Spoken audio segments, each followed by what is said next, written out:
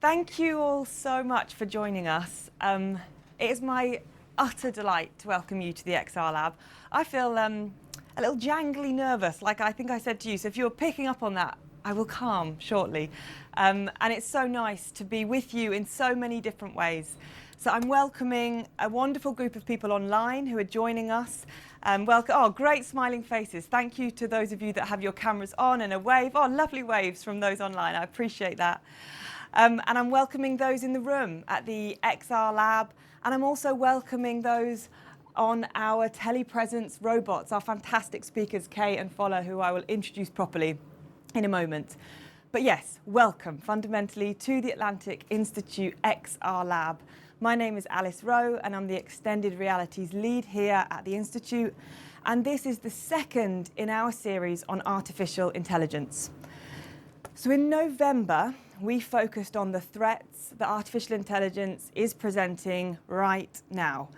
We spoke to Laura Bates, we spoke to Nasser El-Adrous, and it was a powerful and hard-hitting, at times challenging conversation. And as a community that is focused on justice, it was important that we started there, thinking about how artificial intelligence is exacerbating and accelerating pre-existing harms. We had to start there. However, we are also a community of hope and of innovation and of action. And so today, whilst holding on to the pain of this technology and the learnings from that previous conversation, we are focusing on potential, how artificial intelligence can be harnessed for justice. And to help us do that and to lead us in this conversation, we are joined by two exceptional people. I feel pinch myself lucky to be stood, even telepresence amongst you. We're joined by Fola Adeleke, who is an Atlantic Fellow for Social and Economic Equity. He is also the Executive Director of the Global Centre of AI and Governance. And he is somebody that this community holds in high regard. Whether it is Atlantic Institute staff, programme staff or fellows, somebody is basically always singing Fola's praises. And that's of course because he's a great man, inspiring person, but he is also recognised globally for his leadership on AI and governance. He currently serves on the Lancet Commission on AI and HIV and has played a central role in shaping the AI policy landscape across Africa. Then we have Kay. She's over here. Hello, Kay. Kay Firth Butterfield is an incredible woman. She's the CEO of the Good Tech Advisory and former head of AI and quantum at the World Economic Forum.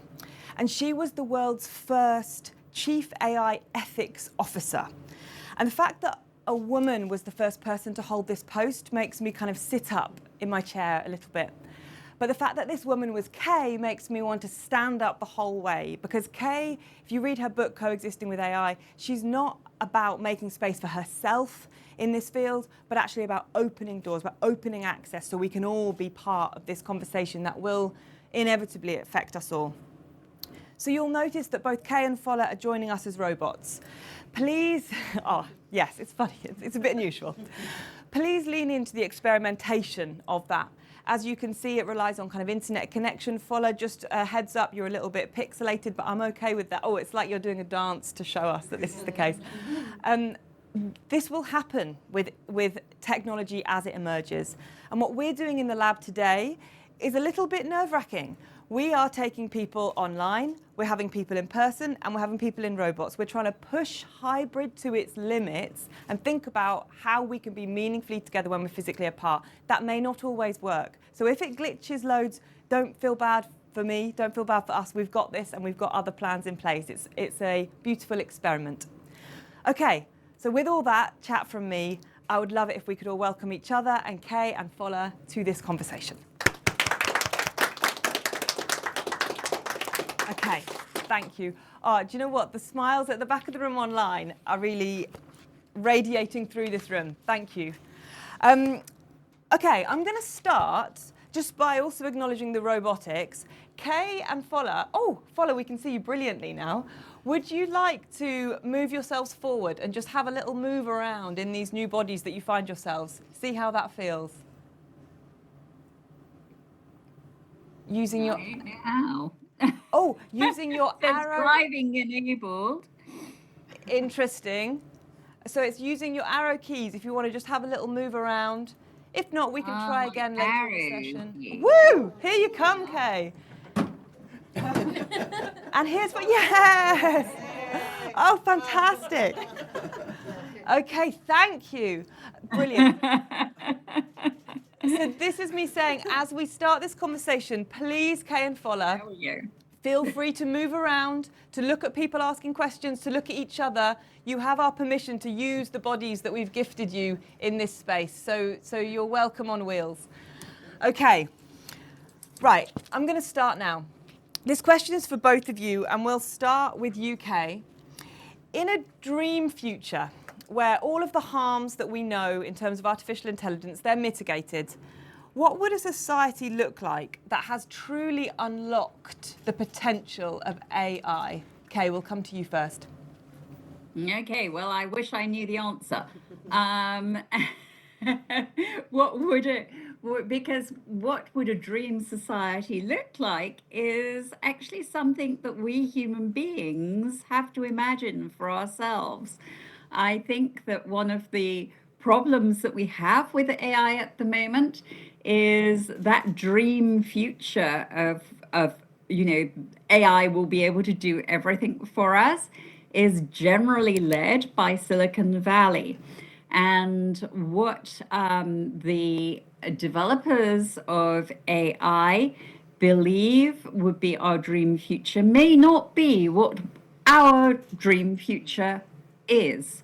And so we may not want artificial general intelligence. Mm-hmm. We may not want to abandon the Earth and go to Mars. So if you look at Timnit Gebru's TESCREAL, which I wrote about in the book, the dreams of developers are not necessarily what the dreams of the 10 billion or so people are who will be living on the planet. And so what would I hope that AI had enabled? Yeah. I would hope that AI had enabled a worldwide discussion of what we actually do want. I would have hoped that it would break down some of the barriers that we have and are constantly putting up at the moment between conversation of human beings. I would hope that it had helped us to solve hunger, to provide water to everybody, to provide medicine to people. And one of the things that I did when I worked for the World Economic Forum was we developed a responsible AI use of a chatbot in medicine. And that was actually deployed in Rwanda. In Rwanda, there's one, or there was at that time, one doctor for every 27,000 people. And so this was a triage AI. So when you phoned in, it was helping to decide whether you really needed to talk to the doctor or whether taking some paracetamol, if that was available to you, would be the right answer. So I think I have great hopes for AI, but equally, I think it will be a total disaster if we don't govern it properly. Yeah. And we are seeing so many problems in the technology that we have at the moment that we need to put in good governance and build our future on the basis of good governance. Thank you, Kay. So a dream society is one that is thoughtful and governed well and that kind of utilizes these tools but not just running away with it. And I think what you said is vital about what tech billionaires dream for us is very different than what we dream for us, and it's important to kind of hold on to that. Mm-hmm. Thank you. Fola, how about you? All the harms are mitigated. What does a dream society that has unlocked AI's potential look like? Thank you so much for having me. I apologize that my internet is quite patchy.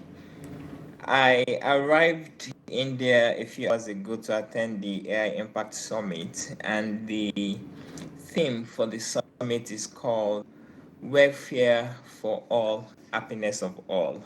Wow. And I thought that essentially captures the dream that some of us have in terms of what AI can potentially achieve in terms of inclusion. Without data, you can't have AI. Yeah. So when I think about the hope that AI can offer to the world, I think of this in terms of data justice, because that's what underlies AI. And the concept of data justice promotes a broader view than data protection. It's ensuring that the increasing reliance on data does not perpetuate historical injustices and structural inequalities. It addresses the question of fairness in response to the degree to which people are visible, represented, and underrepresented, and discriminated against as an outcome of their production of digital data. And data justice also extends beyond notions of political rights and justice to social and economic rights and regulation that is necessary to redress iniquities and enable people to exercise their rights.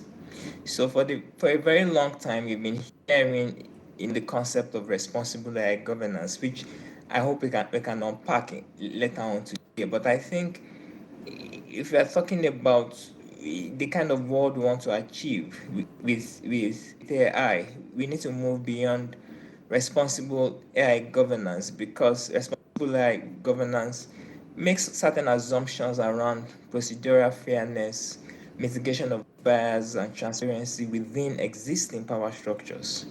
But to achieve this idea of data justice, we need to think about, for example, the colonial AI governance, which challenges this assumption of neutrality and highlights whose knowledge systems have been elevated, who direct AI development trajectories, and which values are framed as universal. So while responsible AI asks how AI should be developed responsibly, the colonial AI asks for who should control AI development and for whose benefit. So some of you might recall that the Pope last November released a note where he encouraged all builders of AI to cultivate moral discernment as a fundamental part of their work, to develop systems that reflect justice, solidarity, and a genuine reverence for life.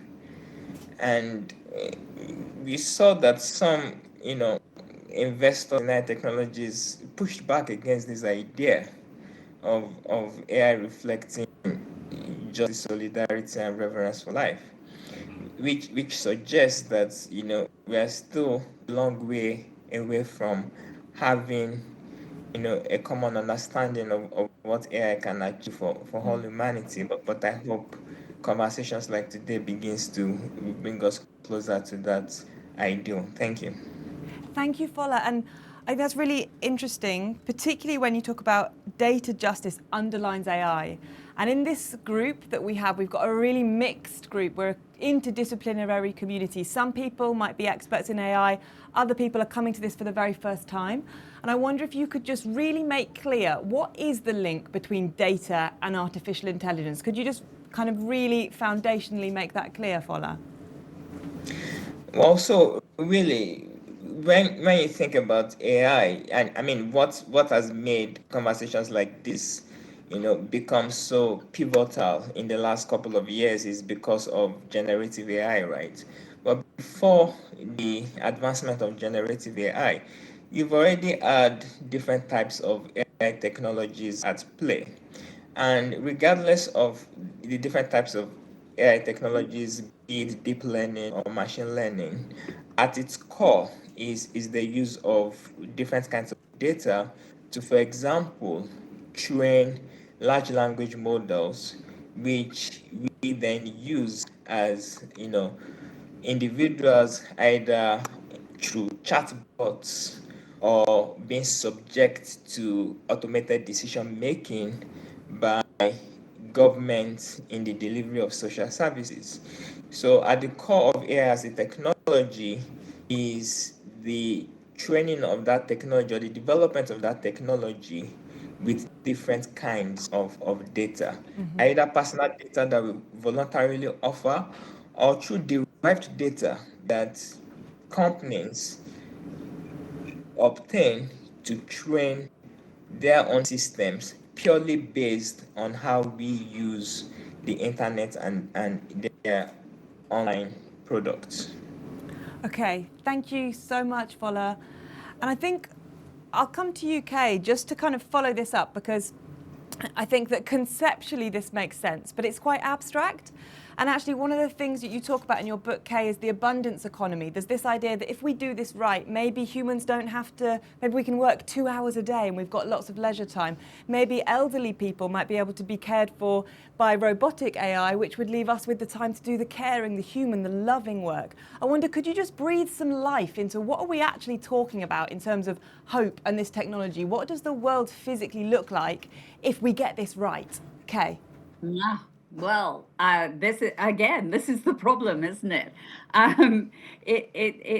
What we need, in my view, and that's why I wrote the book, is a conversation between all of us.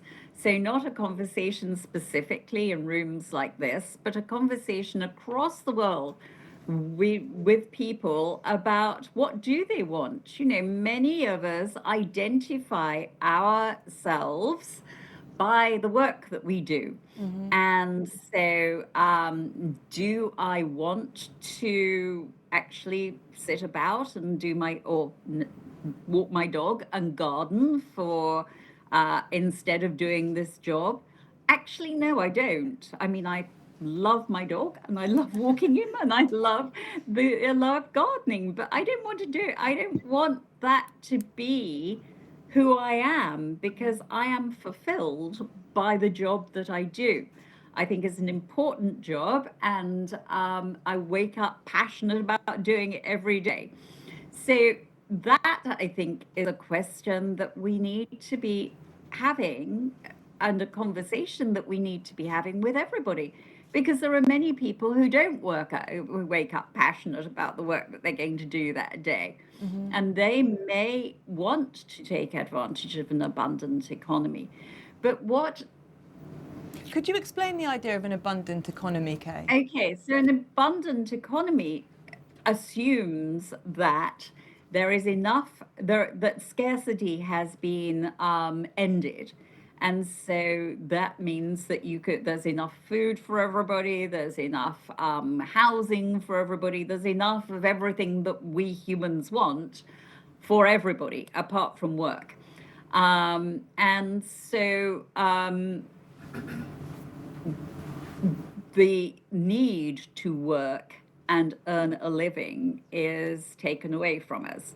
So we may want to work anyway, but not earn anything. The biggest problem for me about thinking about an abundant economy is, how do we get from here to there? And so, for example, if you live in a 4-bedroomed house and somebody else lives in a 2-bedroomed house, but that somebody else has got more children than you have, should you be swapping?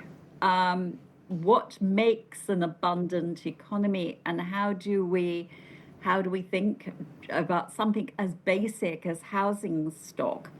And then, if we widen that to the global south, we have a much higher standard of living in the global north. Does an abundant economy mean that that people in the global south have the same standard of living as we have? I think there are lots and lots of issues around it that we really have to get right. And that's why the first thing, I go back to why I wrote the book, the first thing is we need everybody to have a basic literacy about what AI can and can't do and what is being proposed for our future. Thank you, Kay. That's really helpful. And I think, Fola, in your work, you work a lot around AI and HIV. And for me, that feels like a really powerful best case scenario way of using AI. I wonder if you could speak a little bit about your work there. Right. So the Lancet Commission established a commission about a year ago looking at the role AI can play in addressing the HIV pandemic. And I currently chair the governance subcommittee within that. And many eye-burden countries for HIV in Africa have built substantial foundations for HIV programs. These include electronic medical records, laboratory information systems, national HIV data warehouses, and health information exchanges that enable longitudinal patient tracking, case-based surveillance, and near real-time program monitoring. AI is increasingly being leveraged for all of these programs. So, for example, in Kenya, machine learning models are being employed to train electronic medical records to identify individuals that are at high risk of HIV infection and patients at risk of treatment interruption, alongside chatbots that provide tailored prevention and treatment information in multiple languages. And you have in Rwanda efforts to achieve a one citizen, one record model, which you already have in the West, try an integrated health information exchange that similarly creates an infrastructure that is increasingly AI ready. And then my favorite case study is in South Africa, an organization based out of Wits University, where I also teach, created what is called the Your Choice chatbot, which provides information for preventing, testing, and treatment information. And this is sometimes linked to referral pathways and is accessible in local languages.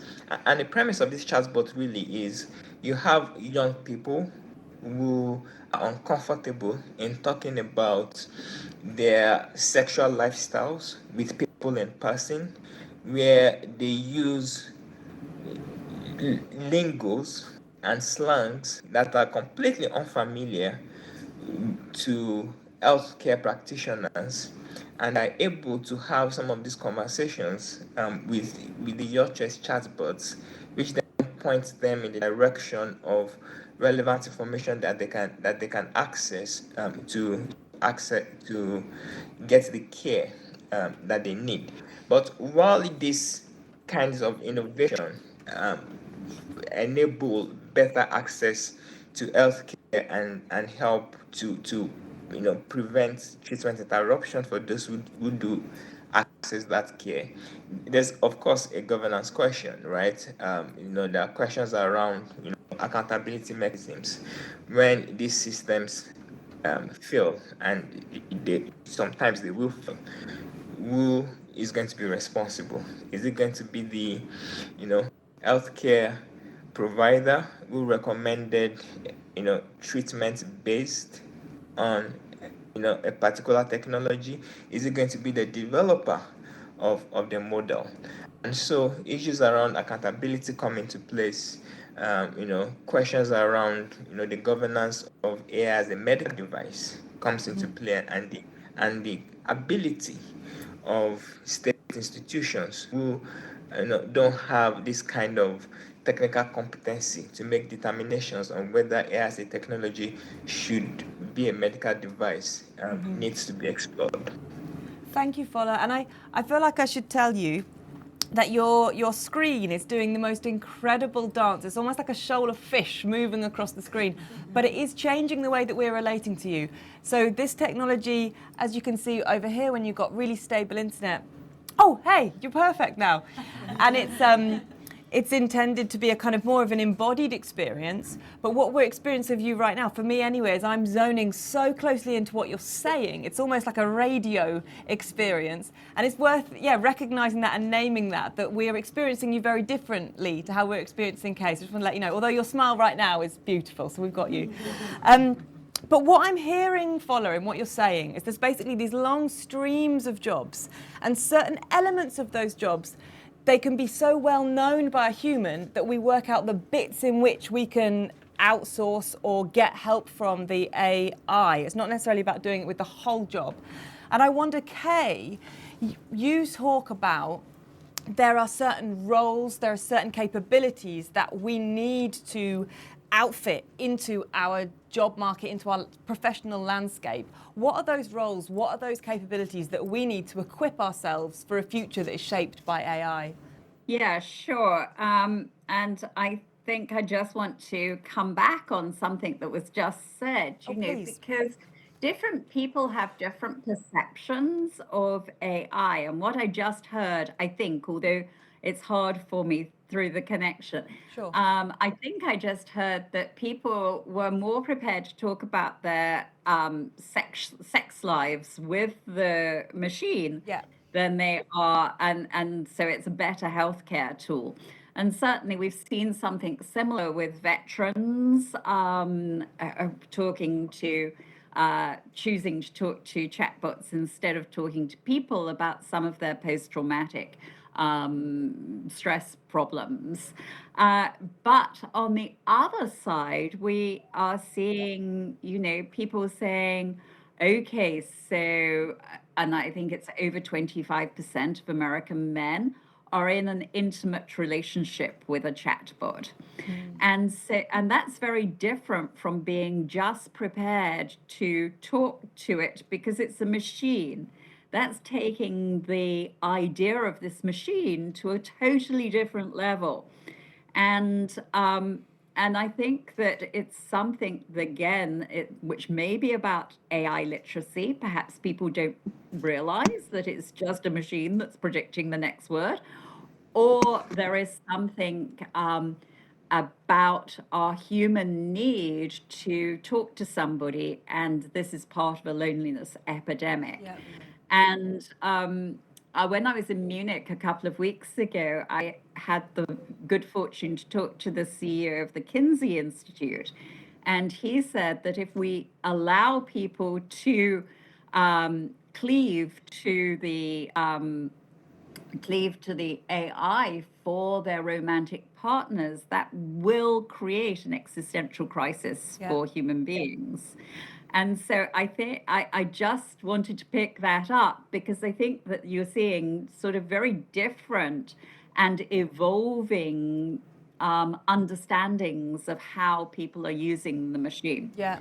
And so that then brings me to the question that you asked, and I think there are two things here. First of all, a great exercise to do after this is to go away and say, which jobs that I know about should continue to be human jobs? Which ones wouldn't I want AI to be doing?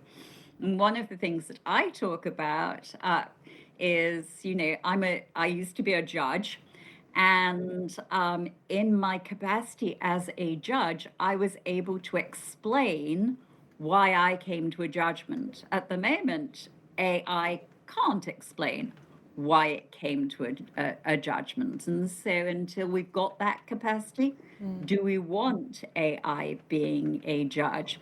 And also, given the amount of hallucinations we see from AI legal tools, even the tools that are built for lawyers, is it fit for purpose at the moment? Do you want to be told that you might die or you will die by an AI because it's better at empathy than at faking, is better at faking empathy than the surgeon is? So these, I think, are big existential questions for humanity. And so then that brings me to what should humans be learning? We desperately need to be able to critically evaluate things. And I think this is one of the problems that we're seeing with AI hype, that we are not critically evaluating them. We're taking some of these stories and saying, oh gosh, that's happening now.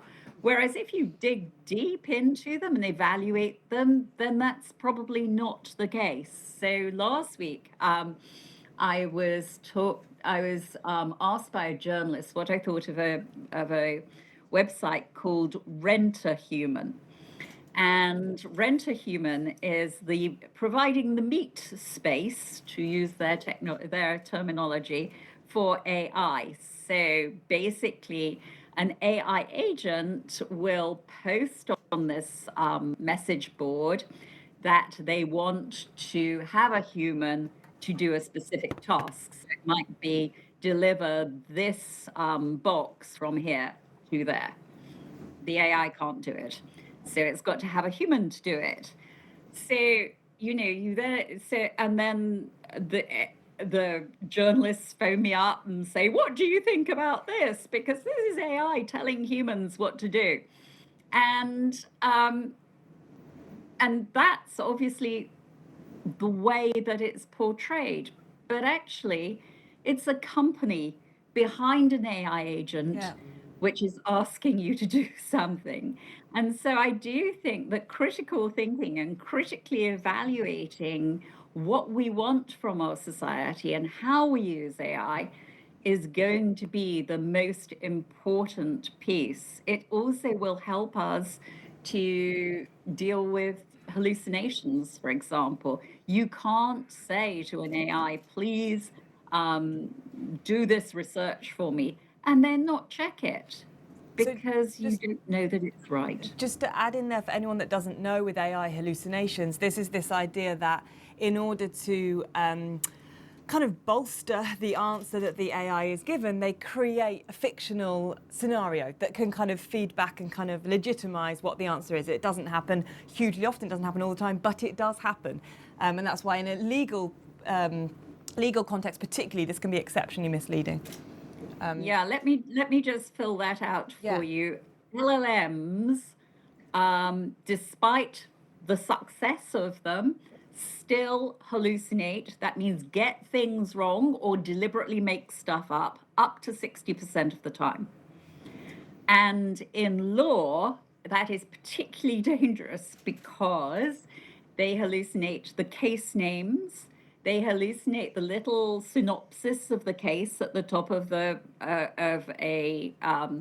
report, a law report, and they hallucinate the result of the case. And if you have, in common law systems, if you have judgments made on cases that were actually fabricated by AI, then you undermine the whole concept of criminal of the common law. Thank you, Kate. Really appreciate that. So I've got a few more questions, but I just wanted to kind of say to the group at large that we are going to take questions from online and also from here in the room. So have a think, and I'll be coming to you in a question or two's time. So that's just to put this flag out there. I want to ask you both, Kay and Fola, about the climate. Because it's almost like an Ouroboros for a snake eating itself is how I think of it, because we know that the climate impact of artificial intelligence is profound. We also are told that potentially AI will help us unlock solutions that humans couldn't come to themselves, ourselves. So I wonder, and we'll come to you first, Fola, and I know you do work in this area. Are we right to be betting big on AI as a climate solution? And please feel free to move so you can see each other as well, Fola and Kay, should you want to. Thank you. Well, we are right to be thinking about how AI can potentially address climate change. Whether we should be betting big on it is, I'm not quite sure. In a project we did with the Stockholm Resilience Center, we released a report called AI for a Planet Under Pressure. And I think there are three ways through which AI potentially can help address climate change. The first is quite obvious, data processing, right? AI can be used for, three distinct data-related processes in the context of interconnected shocks, as we put it. Firstly, it can improve the reporting of shocks. For instance, neural processes have successfully been used in the past to suggest where to place sensors to measure air temperature anomalies while minimizing uncertainty. So AI can be used for extracting shocks data in that way. Second, AI can help break down, complex data into more detailed granular information, so-called downscaling. Because this is important because like floods, heat waves, they have very different impacts at a local level. So by using AI to zoom in on specific regions or communities, researchers can better understand who is most at risk and suggest more accurate responses. And then AI can be used to correct data. For instance, by learning, systematic biases between forecasts and observations, because machine learning based models may introduce statistical biases. Such bias will stem from the fact that they are often trained on data sets that have been calibrated with data from resource rich regions where majority of weather stations are located, for example. So you can use AI to potentially address that kind of statistical bias. And we have foundation models now that are being developed, including one called Climate X that I believe is being developed by Google, where large scale AI systems are trained on vast data sets to serve as a general purpose tool across multiple tasks. So instead of training separate models for each problem, you have a foundation model that learns broad representations, align adaptation to diverse applications. And these models support downscaling, they support climate projections, and probably can even predict extreme events. And then the second way through which AI can potentially help with climate change is through predictive modeling. AI is now mostly used to model climatic, ecological, and economic shocks in different contexts. And some of these models can be employed across domains, such as flood forecasting and the like. But we need to remember that there's a equity and access consideration here. So while some of these models offer these powerful capabilities across climate and sustainability science, they present challenges related to access and usability. So we need to make sure that these foundation models are broadly accessible, and it will require efforts such as simplified model interfaces, improved documentation, and dedicated efforts to support users in building the skills needed to apply these models effectively. But the third way that I think could also potentially help with climate change, for example, is through assisted decision making. So, for example, we have cases that have shown potential to improve real-time responses to extreme weather to enhance crisis communication, and such decision-making processes often happen under high pressure with incomplete or unreliable information and high levels of, uncertainty and sometimes difficult moral choices. So these conditions can make it hard Yeah. to trust or rely on AI systems, but I think AI can still play a valuable role in supporting, uh, this kind of decision making, particularly where cognitive biases, urgency, and data overload might limit human performance. Thanks. Thanks, Fola. That's really, yeah, really interesting. Kay, what's your take on that and also the question more widely? Yeah, unfortunately, it's really hard Oh, for me to sorry. listen I can to completely hear. understand that. So, the question more widely, Yeah. and I hope that I don't repeat anything. I think that we have to immediately recognize that 2.6 billion people are still not connected to the internet.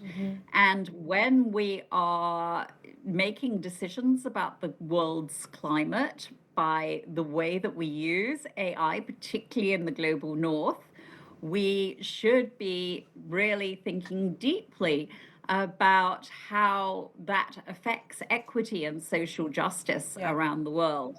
So that's sort of my top line comment on this. I'll then go to the statistics. The AI industry is now a bigger polluter than the aviation industry. Eric Schmidt, the former CEO of Google, said to Congress that AI would need the equivalent of all the power in the world by 2030. And so that's why we're seeing great activity in terms of building new energy sources. I think the stat that most people don't think about is that every time you ask a prompt, it's using a quarter of a liter of water in the data center. And so, I always say, please use your prompts wisely. Yeah. And so with that with those stats behind us, what are we seeing? I recommend that you go to an organization which is a nonprofit called Climate Trace. And Climate Trace actually looks at the amount of power that's being used by AI data centers. And one of the things that I think is so interesting about the work that they're doing is that many of the big AI companies have actually moved totally or mostly to renewables. Whether that can continue in the light of the change of the policy of the American government, I don't know. But, you will see that across the world as opposed to just in America. And that seems to me to be a hugely beneficial thing. If we can have AI without cost to the planet, and that will enable us perhaps to find these things that AI promises us. Yeah. Kay, that answer was perfect. It really balanced follows beautifully because we went the full circle of how there are these incremental, you said like 3 different ways that this could help the fight for climate justice. And then this idea, a quarter of a litre each time we ask a prompt. Maybe in the offices we should all have a pint and of water, and every time we ask a thing we drink some water and we see how many glasses we get through. Like, this is making this stuff tangible is really, really important. Okay, so I've got a few more questions that I'll slip in at the end, Kay and Fola, but I'd love to turn to those of you in this quite warm room now, so I appreciate you all being with us in this very physical way. Are there any questions that live here? Oh, brilliant. Okay, we've got 1 and 2, and I've got a microphone behind me, so I'll go here, and then I'll come to you online. Here you go. And could you introduce yourself as well as you stand up? Oh, Sure. Is this thing on? Yes, it is. Okay. Hello, everyone. My name's Dr. Holly Powell-Jones. I run Online Media Law UK, educating young people about responsible, legal and ethical technology use. And we should all clap you at that point. What a brilliant job.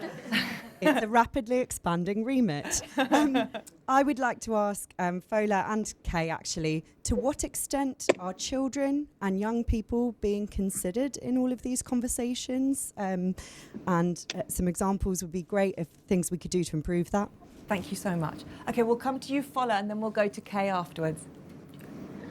Thank you. So one of the flagship projects that my organization, the Global Center on AI Governance, runs actually is something called the Global Index on Responsible AI, which assesses the extent to which emerging governance frameworks across 150 countries embrace human rights standards. We released the first edition of the index last year, and the second one is going to be released in May of this year.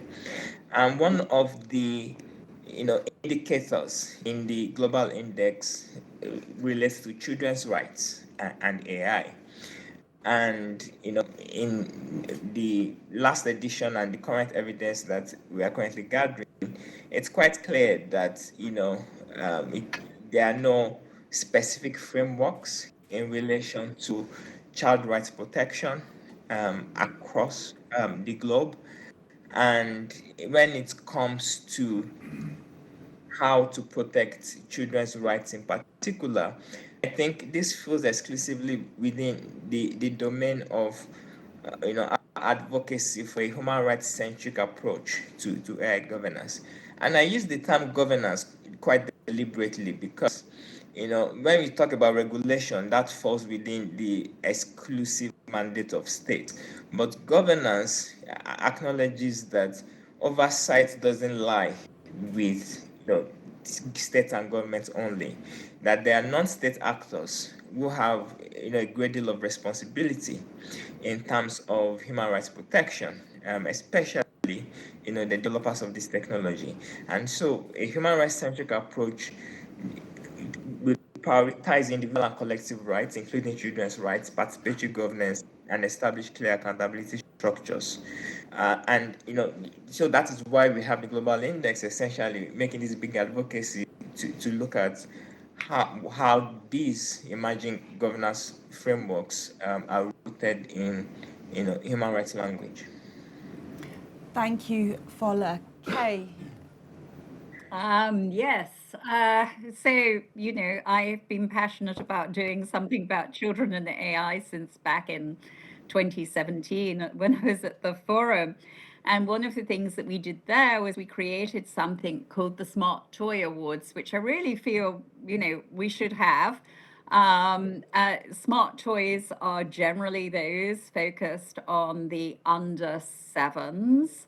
If you think about children and their developmental cycles, it's under 7 when they develop their attitudes, values, and beliefs.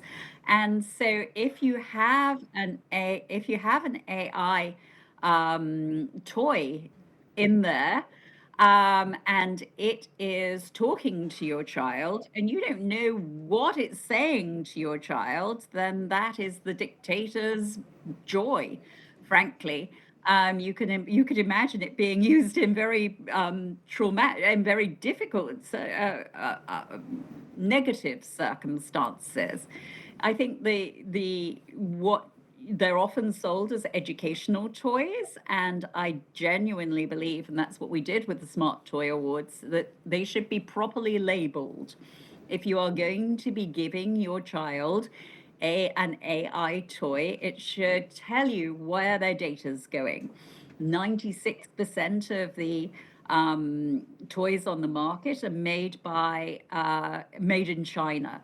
Is the training of the voice recognition and the facial recognition that's going on a daily basis in these toys actually going to China? Is that data going to China to train? Or anywhere else? And how is that training? How is your child's data being used? In many countries, we don't have good data protection for kids. I think that it should also say exactly what education is your child getting from this toy. And then on that wider point about society that I talked about with Kinsey and loneliness and loving, when we're giving a toy to a child, does that mean that as the child grows up and the toy is always nice to it and the humans are always horrible and make them cry in the playground, that's actually affecting their relationship building, the way that they build relationships? So labeling, I think, is really, really important. And then the other, and also hackability. So you probably read back, I think in 2017, the Germans required the destruction of a AI toy called My Friend Kayla. And that was because they said that it was a spying device because it was so easily hackable. I think there is some good news floating about in this particular area, because Mattel and OpenAI were going to produce AI-enabled toys, and that was all over the news in October, November last year. And they have postponed it because of the outcry. So, hopefully that means that there is more literacy about these dangers and we will come up with some form of policy. Yeah. I think that then the next segment, which of course is, of course is children in school. One of the things that really worries me is that we're being told that, everybody has to be educated in AI. Yes, they do, because we are going to be coexisting. They are going to be working with AI. But understanding what it is and what it isn't is actually the most fundamental pieces of that. Understanding that you shouldn't be creating deep fakes with that app that you can create, Yeah. nudify. Understanding those sort of things are part of a civics lesson. Yeah. And as you teach AI, you need to be teaching that at the same time.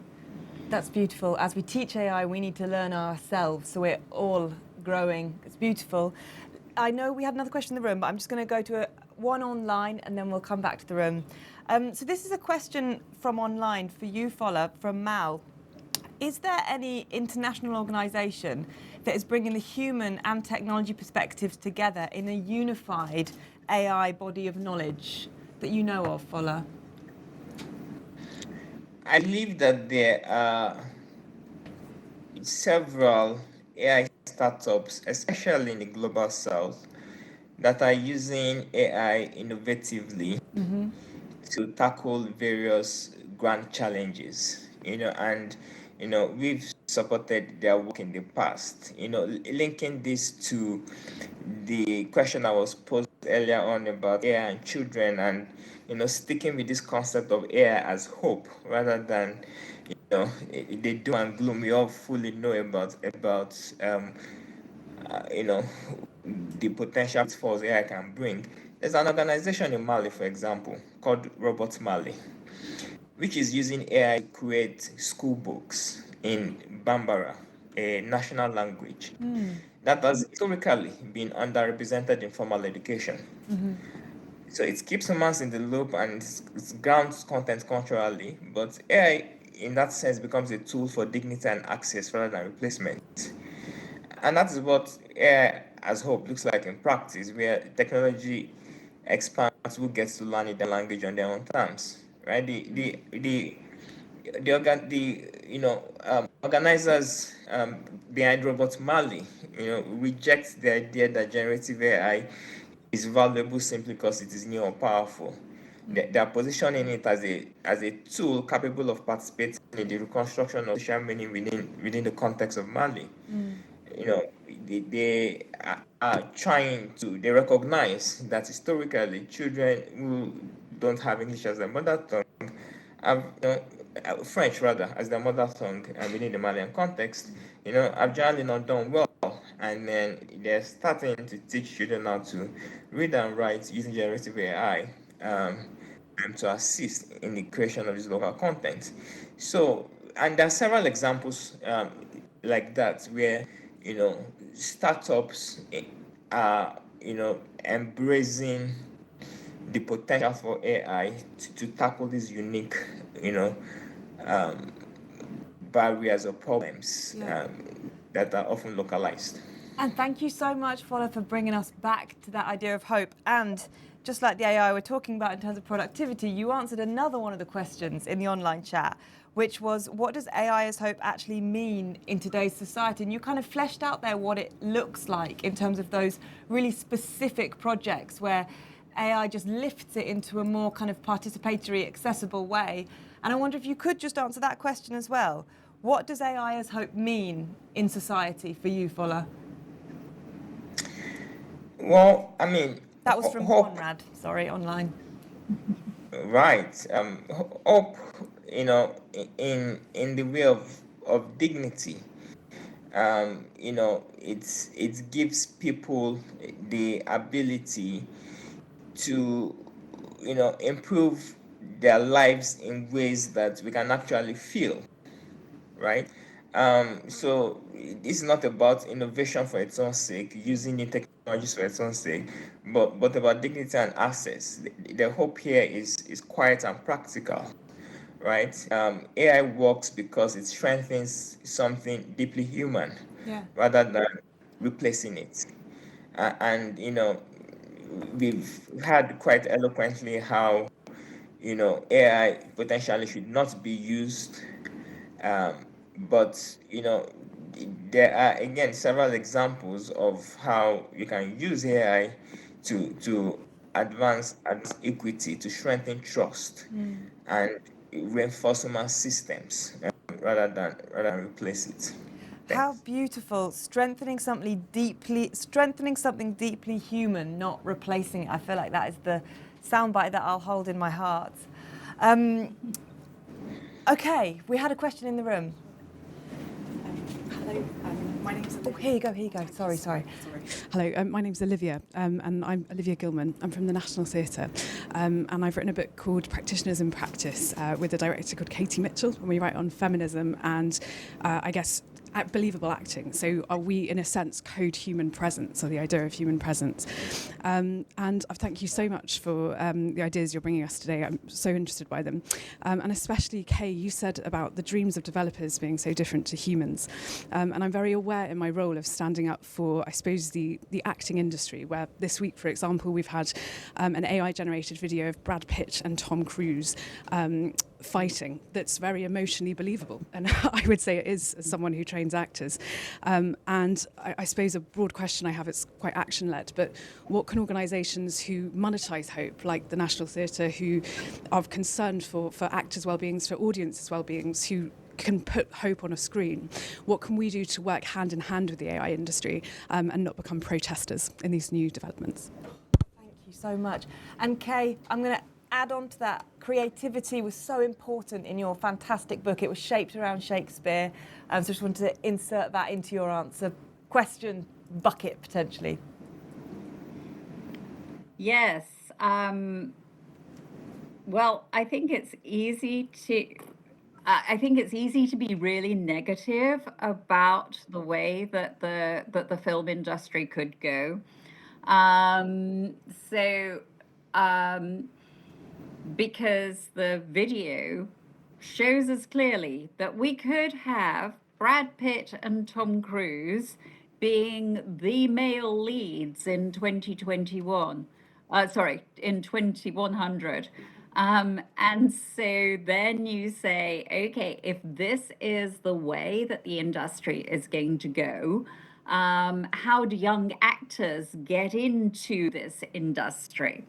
And so I think that, so let's look at actors first.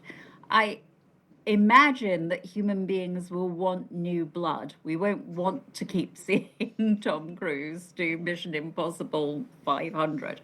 And so I think that that's a place that might help studios think about how much they use some of these tools that AI gives them. I was talking to so the book, as an aside, the book is going to be made into a TV series. Fantastic book. And so, thank you. So I've been talking to screenwriters, and I was talking to one screenwriter who said that they use AI to write the material that they're not very interested in doing, but earns them a living. And then they can give their time to writing the things that they are interested in writing. And so I think you're beginning to see creativity of people to get around the idea that AI is going to take their jobs, and they're being creative around that. The interesting thing, I think, just generally around the future of work is where the money takes us.